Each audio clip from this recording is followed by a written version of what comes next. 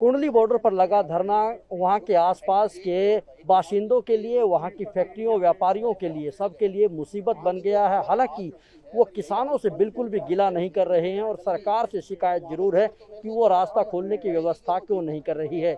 इसी मांग को लेकर के राष्ट्रवादी परिवर्तन मंच के काफ़ी नुमाइंदे चंडीगढ़ पहुंचे हैं, जिसमें रेजिडेंट्स वेलफेयर एसोसिएशन से लेकर व्यापारियों तक कई तरह के लोग शामिल हैं। हमारे साथ इस वक्त मंच के अध्यक्ष हेमंत नांदल मौजूद हैं। नांदल साहब, क्या वजह है कि आपको आज मीडिया में आना पड़ा? सरकार से कोई बात नहीं बनी, किसानों ने आपकी बात नहीं मानी?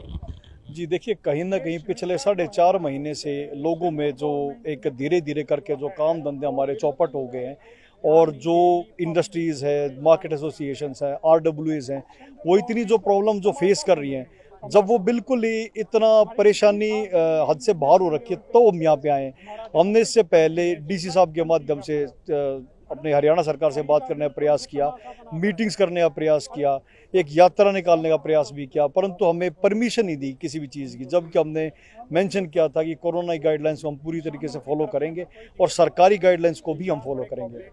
परंतु आज मजबूर होकर हमें यहाँ आना पड़ा है कि भाई कम से कम अब जब सिचुएशन आउट ऑफ कंट्रोल हो रही है आम आदमी के लिए, तो अब तो कम से कम हमें रास्ता मिलना चाहिए।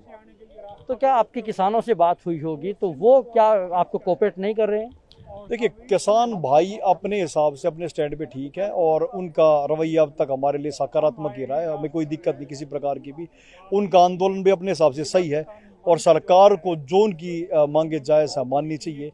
परंतु यहाँ पे जो बॉर्डर बंद है वो किसी एक वर्ग की वजह से बंद नहीं है, उसमें कई सारे कारक मौजूद हैं। हमारा तो ये कहना है कि जितने भी स्टेक होल्डर्स हैं वो साथ मिलें, बात करें और आम आदमी हमारे लिए, सोनीपत की जनता के लिए कम से कम एक रास्ता खोलने का तो अब कर ही दें। लेकिन आपको दो तरह से रास्ता चाहिए, एक रास्ता चाहिए किसानों से और एक रास्ता चाहिए सरकार से, तो कैसे बात बनेगी? देखिए, ये तो सारी आप सब भाइयों के माध्यम से बात बने, क्योंकि हमने एक काम किया है। जैसे इंडस्ट्रियल सेक्टर के लोग हो गए, वहाँ पे आरडब्ल्यूएस के हो गए, मार्केट एसोसिएशन, ये सब ग्रामीण सबको साथ लेके हम आए। अब इतने सारे लोग इस अभियान के साथ जुड़े हुए हैं, तो हमने आज यहाँ पे आके अपनी बात रखी है। तो अब ये चीज़ हम चाहते हैं कि सरकार तक इस बात का मैसेज जाए, तो कहीं ना कहीं बातचीत हो और जितने भी व्यक्ति किसान भाई हैं या सरकार है वो मिल के इस बारे में बातचीत करें या जो भी उसके बारे में समाधान हो, परंतु आम आदमी को रास्ता मिले।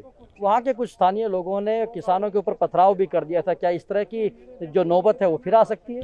देखिए, ये बहुत ही एक कॉम्प्लिकेटेड से बात, हम एग्जैक्टली ऐसा नहीं कह सकते कि स्थानीय लोगों ने ऐसा किया था, क्योंकि कई बारी इतने बड़े आंदोलन के साथ छिटपुट घटनाएं कई बार हो जाती है और किस तरीके की रही है अब तक उसकी एग्जैक्ट रिपोर्टिंग भी शायद नहीं हो पाई है। परंतु जहाँ तक हमने देखा है स्थानीय लोग का पूरा कोऑपरेशन रहा है और 4.5 महीने से किसान भाइयों का सफल आंदोलन चल रहा है। ये इस बात का प्रमाण है कि वो भी अपनी जगह पे ठीक है और स्थानीय निवासी भी उनको पूरा सहयोग कर ही रहे, तब ये सारी चीज़ चल रही है। तो मांगने से रास्ता नहीं मिला तो आखिरी अगला कदम क्या होगा? देखिए, मांग करना सबसे पहला कार्य है। अगर मांग करने से भी हमारा रास्ता नहीं मिलता है तो जितना भी हमारे प्रतिनिधि है, तो सारे प्रतिनिधि मंडल को हम इकट्ठा करके एक साथ करके खट्टर साहब से भी मिलेंगे और मोदी साहब से भी मिलेंगे।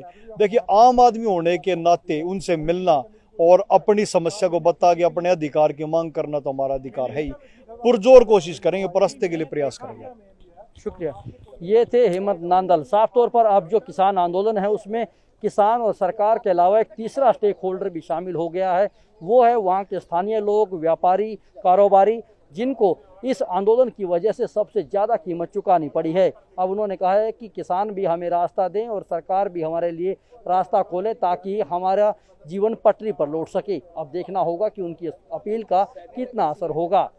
कैमरामैन प्रवीण के साथ Rajesh Chauhan, living India news, Chandigarh.